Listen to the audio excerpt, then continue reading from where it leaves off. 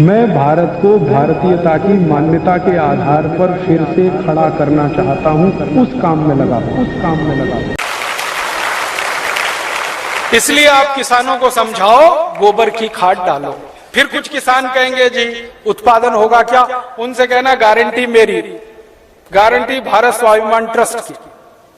थोड़े दिन में भारत स्वाभिमान ट्रस्ट की तरफ से हम किसानों को कहेंगे कि आप बिंदास गोबर की खाद डालो, गारंटी हमारी, 1 ग्राम भी उत्पादन कम नहीं होगा। कैसे कम नहीं होगा? डालने का तरीका है।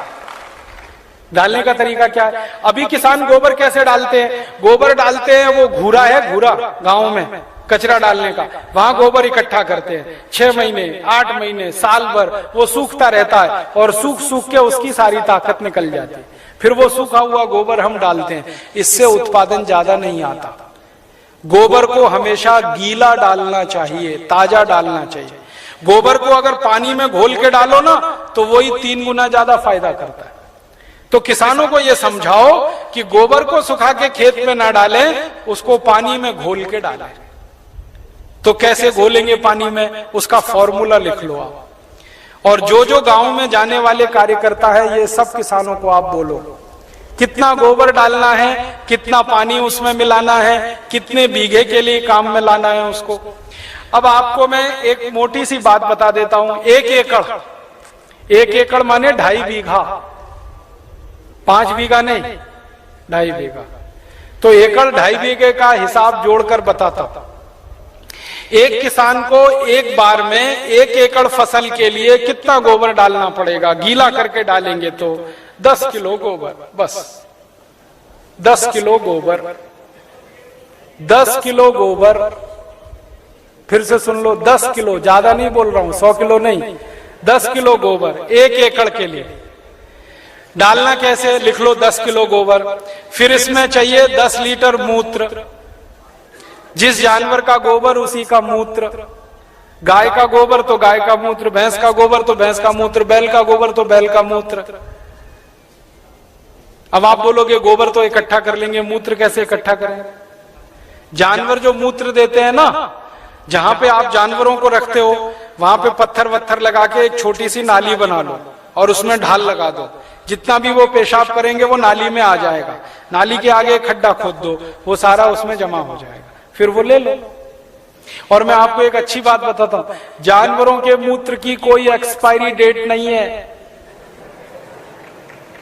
1 साल, 2 साल, 3 साल, 5 साल, 10 साल, 20 साल, 50 साल खराब ही नहीं होता।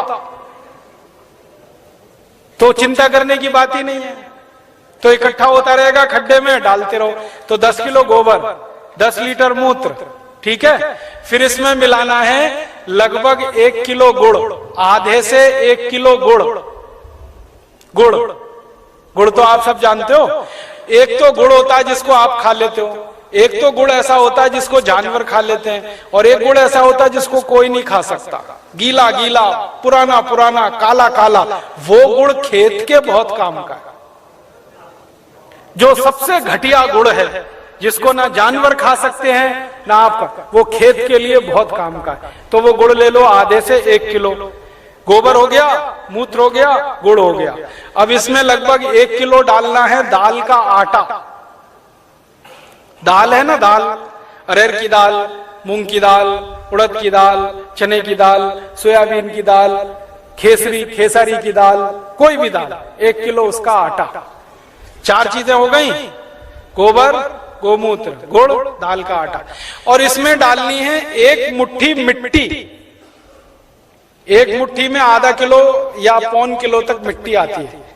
मिट्टी कहां से लानी है? आपके खेत के आसपास अगर पीपल का कोई पेड़ है, बरगद का कोई पेड़ है, तो उसके नीचे से खोद लो मिट्टी। पीपल के पेड़ के नीचे की या बरगद के पेड़ के नीचे की?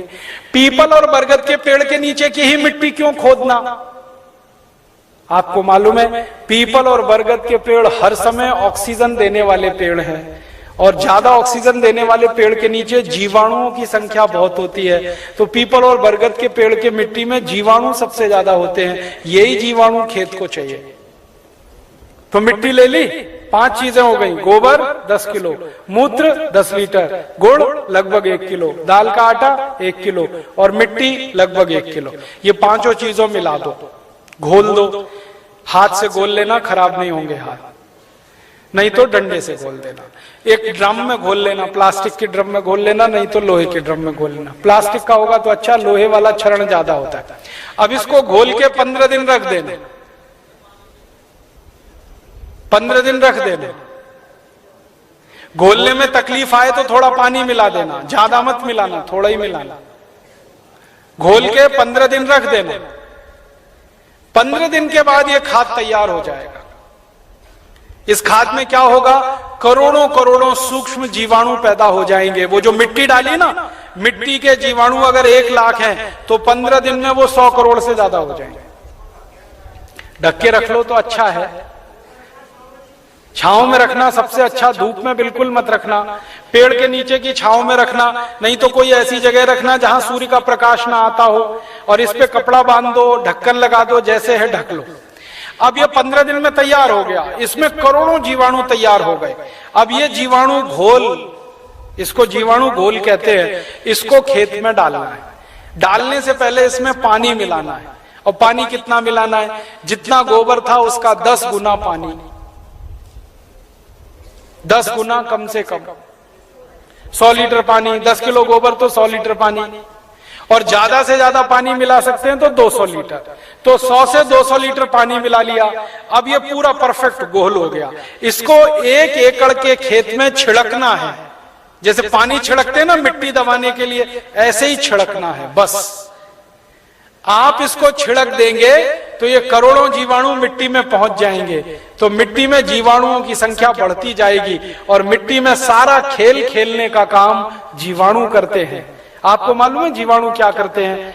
जीवाणु सारा काम करते हैं। पौधे की जड़ को नाइट्रोजन की जरूरत है तो ये जीवाणु उपलब्ध कराते हैं। पौधे की जड़ को कैल्शियम चाहिए तो ये जीवाणु उपलब्ध कराते हैं। पौधे की जड़ को आयरन चाहिए तो ये जीवाणु, माने पौधे को बड़ा होने के लिए जितने भी सूक्ष्म पोषक तत्व चाहिए और फिर वो हमारे शरीर में वास्तव में चाहिए, वो सब इन जीवाणुओं की करामात से ही मिलता है। तो पौधे की जड़ को भरपूर सूक्ष्म पोषक तत्व मिलने लगेंगे, पौधे की बढ़त बहुत तेज होगी, और जिस पौधे की बढ़त अच्छी होगी उसका फल अच्छा होगा, जिसका फल अच्छा होगा उसका उत्पादन अच्छा होगा।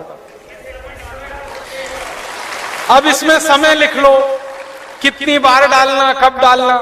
सबसे अच्छा तरीका यह होता है कि खेत को जब जोतने की तैयारी करें ना, जोतें, बीज डालने से पहले खेत जुताई होती है ना, खेत जुताई करते ही 1 दिन डाल दो। आज जुताई किया, कल डाल दो, जुताई करके डाल दो। ये पहली बार, ठीक है।